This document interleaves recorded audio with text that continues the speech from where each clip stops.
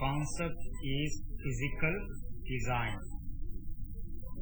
The particular flow chart represents the VLSI design flow. So VLSI design flow steps are used to fabricate the integrated circuits. And we have physical design, one of the steps in the VLSI design flow. So in physical design, the following steps will be performed. They are partitioning, floor planning, placement, clock tree synthesis, signal routing, timing, closure. The main steps in the physical design flow are partitioning, floor planning, placement, clock tree synthesis, routing, physical verification. Now the concept is floor planning. Floor planning is chip level layout design. A floor planning is the process of placing blocks in the chip area, thereby determining the routing areas between them. Here the main aim of the floor planning, it is used to place the blocks on the chip, and it also determines the routing area between the blocks. So these are the blocks, and the space can be called as a routing area between them. What is meant by routing? So which is used to provide the connections between the blocks. Floor plan determines the size of die and creates wide tracks for placement of standard cells. It creates power and ground connections. It also determines the I/O pad placement information. Here the main aim of the floor plan, it is used to determine the size of the integrated circuit, and it also creates the tracks of placements of standard cells. So these are called to be standard cells, and also creates the power and ground connections, and also determines the I/O pads. So these are all called to be I/O pads.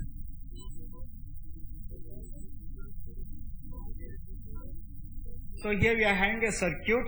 So we are going to be partitioning into the small blocks, and they are arranged on the floor as per the requirement. So here is the main circuit. This main circuit have been partitioning. So that partitioning circuits can be called as in blocks. The blocks are arranged on the floor as per the requirement. A good floor planning should meet the following constraints. First one, minimize the total chip area, making routing phase easy, improve the performance by reducing signal delays.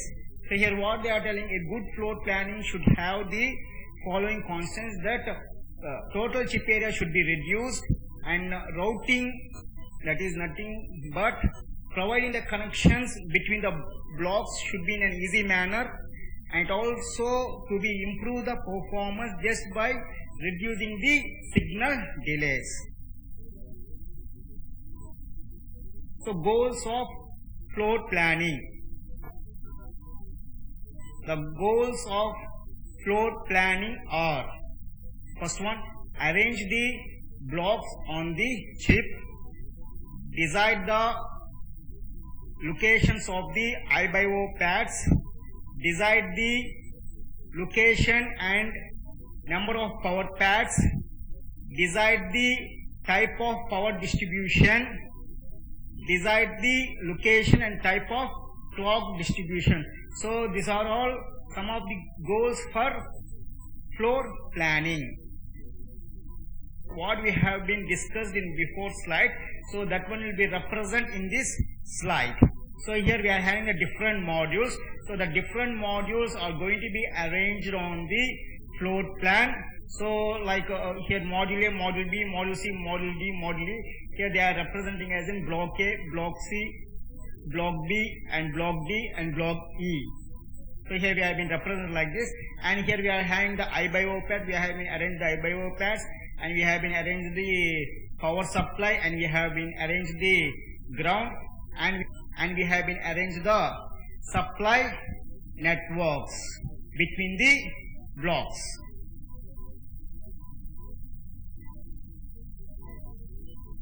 Slicing floor plans.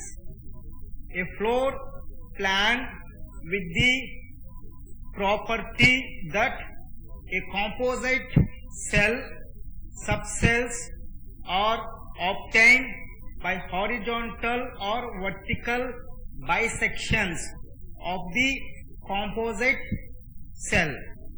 Slicing floor plans can be represented by a slicing tree. So this is called to be a slicing floor plan, and this is called to be a slicing tree. So here it has been represented with the bisection of the vertical and horizontal lines.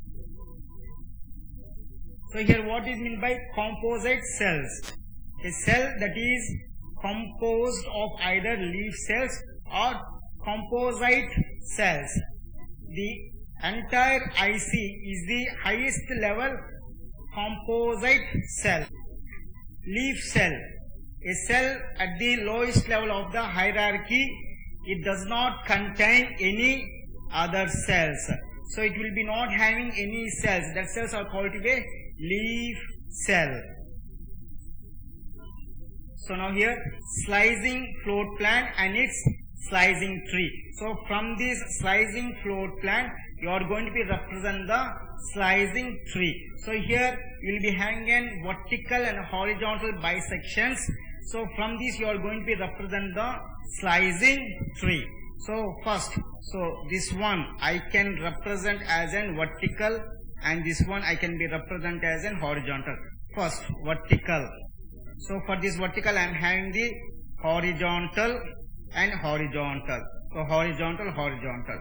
Okay, for this horizontal I am having 1 and 2. So for this horizontal I represented 1 and 2.